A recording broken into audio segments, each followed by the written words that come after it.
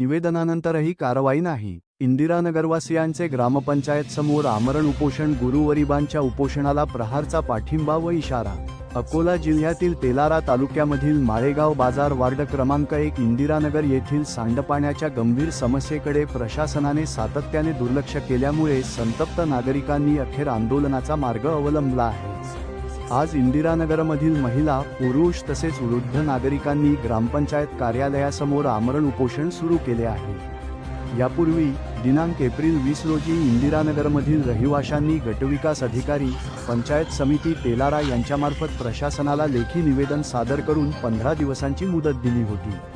मात्र या कालावधीत कोणतीही ठोस उपाययोजना न झाल्याने नागरिकांमध्ये तीव्र संताप निर्माण झाला आहे। पावसाळा जवळ येत असताना सांडपाण्यामुळे रोगराई पसरण्याची भीती व्यक्त केली जात असून प्रशासनाच्या निष्क्रियतेविरोधात हा उपोषणाचा मार्ग स्वीकारण्यात आला आहे। दरम्यान प्रहार जनशक्ती पक्षाने या आंदोलनाला जाहीर पाठिंबा दिला आहे।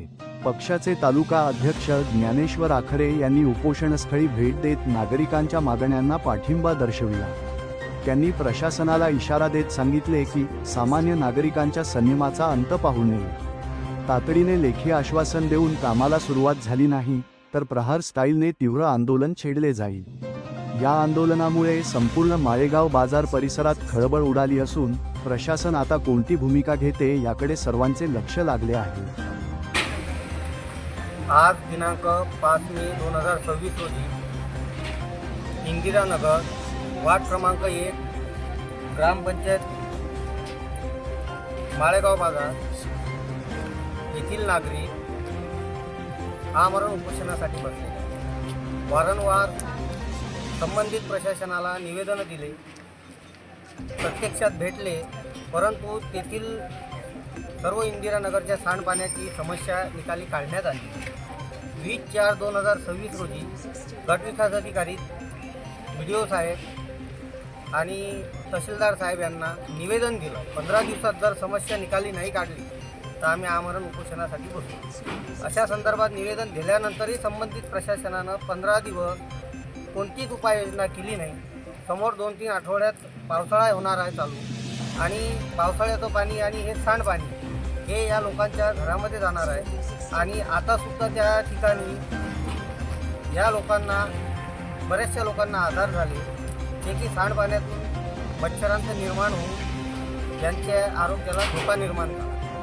आज मी प्रहार जनशक्ती पक्ष तेलारा तालुक्याच्या वतीने या होणाऱ्या आमरण उपोषणाला जाहीरपणे पाठिंबा दिला आणि जोपर्यंत यांच्या समस्या निकाली लागत नाही तोपर्यंत आम्ही खंबीरपणे याच्या पाठीशी राहू। माझी संबंधित प्रशासनाला कळकळीची विनंती आहे की उन्हाळ्याचे दिवस आहेत, 45 डिग्री तापमान आहे, लहान लहान मुलं, वयोवृद्ध महिला आहेत, आणखी युवक आहेत, यांच्या आरोग्याची काळजी घेऊन तात्काळ काही ठोस उपाययोजना करावी।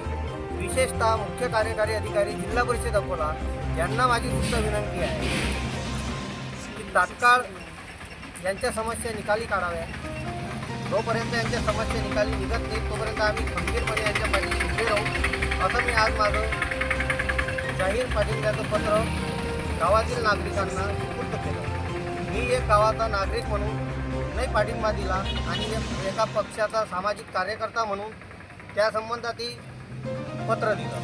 तरी माझी परत प्रशासनाला विनंती आहे की तात्काळ सर्व मागण्या मान्य करून किंवा ठोस उपाययोजना करून सर्वात मोठी मागणी यांची सांडपाण्यासंदर्भात आहे त्याची विल्हेवाट लावावी, अशी मी प्रशासनाला सर्व इंदिरानगर व माळेगाववासी यांच्याकडून कळकळीची विनंती करतो।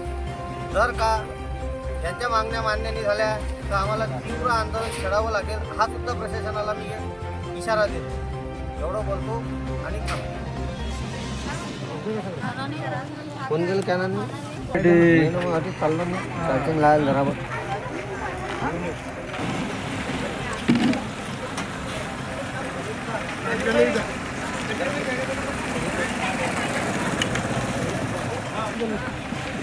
कुठे रे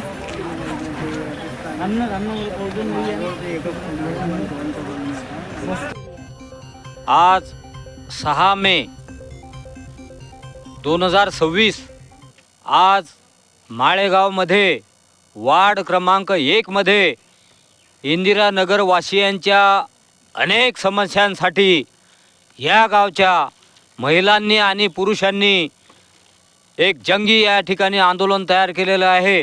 ग्रामपंचायत प्रशासनाच्या कार्यालयाच्या समोर आज रोजी या महिलांनी उपोषण केलेलं आहे. कालपासून 11 वाजतापासून 5 मेच्या 11 वाजतापासून ह्या महिला आणि पुरुष या ठिकाणी आमरण उपोषणात बसलेले आहेत.